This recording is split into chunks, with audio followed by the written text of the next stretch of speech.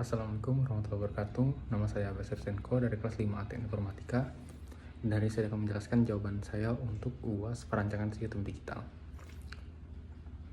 Soal pertama, sebuah mesin otomatis para pabrik memerlukan sistem penghitung atau counter untuk mencatat jumlah produk yang melewati sensor. Counter ini harus dapat menghitung naik, up counter, dan turun down counter dengan sinyal clock yang stabil. Jelaskanlah tahapan konsep counter menggunakan flip-flop yang sesuai untuk sistem tersebut. Dan jelaskanlah alasan pemilihan jenis flip-flop yang digunakan. Jenis counter yang dibutuhkan counter ini harus mampu menghitung naik dan turun berdasarkan sinyal clock stabil.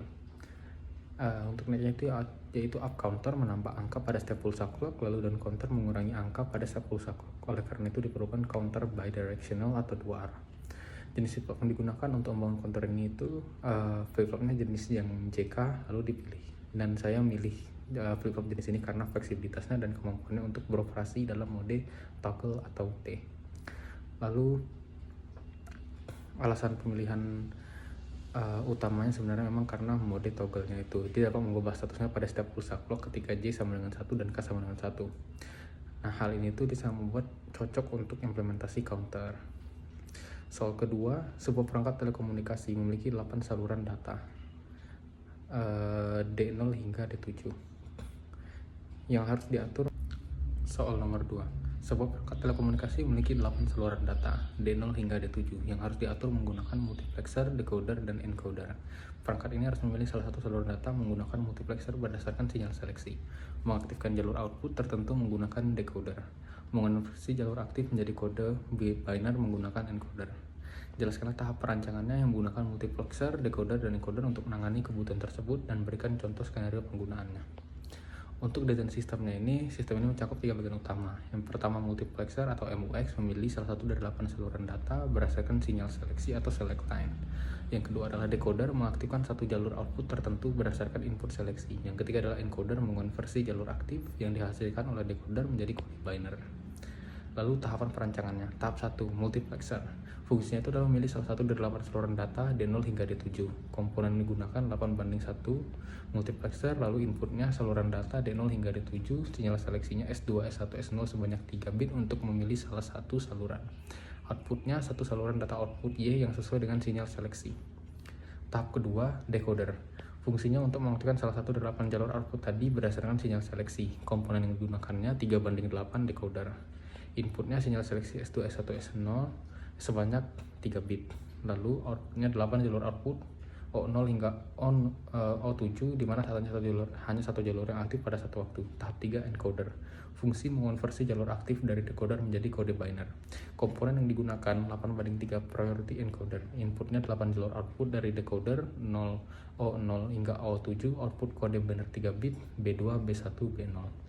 Lalu contoh skenario penggunaannya yaitu misalkan saluran data D0 hingga D7 digunakan untuk merekam status sensor dalam perangkat telekomunikasi. Sinyal seleksi S2, S1, S0 digunakan untuk memilih saluran sensor tertentu untuk pemrosesan. Angka kerjanya 1.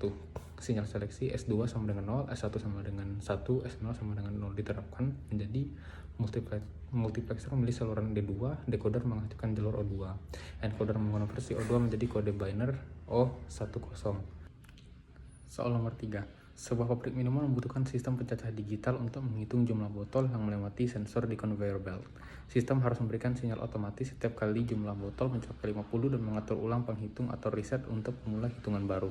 Pertanyaannya, buatlah tahapan perancangan sistem pencacah digital untuk kebutuhan ini dan jelaskan cara kerjanya hingga proses reset.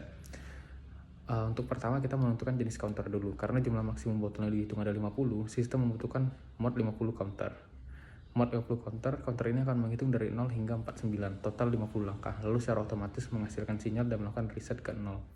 2. Pemilihan komponen. Untuk merancang sistem ini, komponen yang diperlukan adalah 1. Sensor, 2. Counter digital, 3. Komparator atau pembanding, 4. Reset circuit, lalu merancang counter digital. Counter digital menggunakan 4 bit atau 6 bit binary counter. Kenapa harus 6 bit? Karena nilai 50 dalam binary adalah 1100, 102 yang membutuhkan 6 bit. Dengan 6 bit counter kita bisa menghitung hingga 63 atau 26 kurang 1. Lalu menambahkan komparator. Komparator ini digunakan untuk memantau apakah nilai counter mencapai 50. Komparator memiliki dua input. Yang pertama nilai keluaran counter Q5 sampai Q0, lalu input kedua adalah nilai tetap 1100102 yaitu 50. Output komparator atau Z akan aktif menjadi 1 jika nilai counter sama dengan 50. Dan terakhir menambahkan reset. Reset digunakan untuk mengatur ulang counter ke 0 setelah sinyal Z aktif. Output Z dari komparator dihubungkan ke reset input pada counter untuk mengatur ulang hitungan ke 0 dan sistem kendali eksternal jika sinyal Z juga digunakan untuk tujuan lain. Misalnya memberitahu sistem bahwa 50 botol telah dihitung. Oke, sekian, terima kasih. Wassalamualaikum warahmatullahi wabarakatuh.